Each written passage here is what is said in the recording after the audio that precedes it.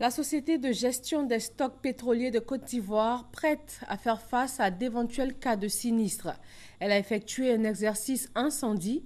Il a été question de tester l'efficacité de son dispositif sécuritaire et aussi sa réactivité en cas de sinistre grave. Moussa Konaté.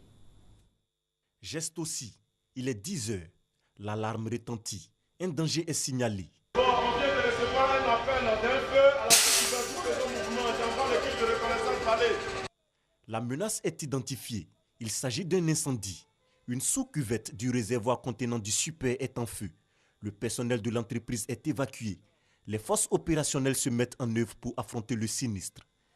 Après 58 minutes d'intervention, le feu est maîtrisé. On dénombre 3 blessés automatiquement pris en charge. Ceci est une simulation, une mise en scène pour tester la réactivité des secours en cas de catastrophe. Pour un dépôt pétrolier, l'essentiel d'abord c'est la sécurité. C'est pourquoi nous faisons ces exercices-là. Et chaque fois, c'est en collaboration avec tous ceux qui sont autour de nous. Notre société mère qui est la CIR, la SMB, Petroci Gaz, Petroci Pipe et tous les autres. C'est très important pour nous parce qu'en cas de sinistre ici, c'est tout le fonctionnement qui s'arrête. Cet exercice incendie s'inscrit dans le cadre de l'activation du plan d'opération interne POI. Ce plan prend en compte plusieurs structures dont la police, la gendarmerie, le centre antipollution SIAPOL, le SAMU et le groupement des sapeurs-pompiers militaires. La geste aussi rassure, la sécurité sur le site est de mise. Les agents peuvent vaquer sereinement à leurs occupations quotidiennes, sans peur. Un autre type de sinistre, les catastrophes chimiques. Comment les identifier et les circonscrire efficacement? L'Union européenne et le ministère de l'Environnement donnent les outils nécessaires aux industries chimiques, aux collectivités territoriales et aux décideurs du secteur. Herman Yamia. 13 mai 1999, la geste aussi, la société de gestion des stocks pétroliers de Côte d'Ivoire est en feu.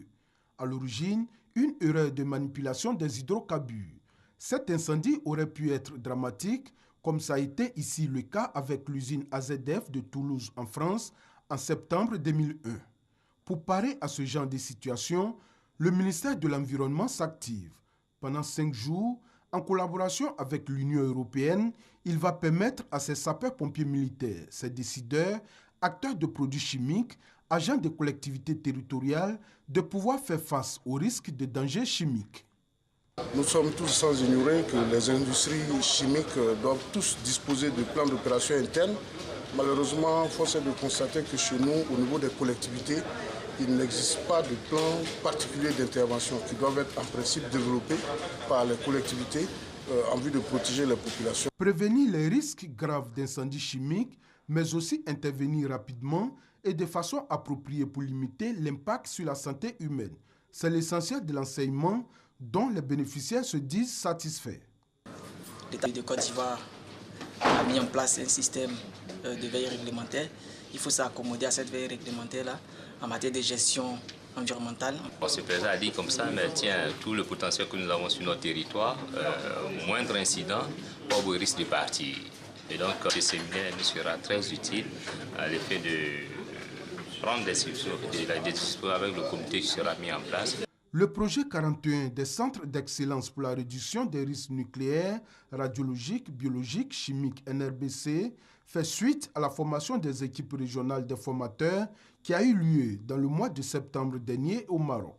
Rappelons que depuis 2013, la Côte d'Ivoire fait partie des centres d'excellence NRBC de l'Union européenne.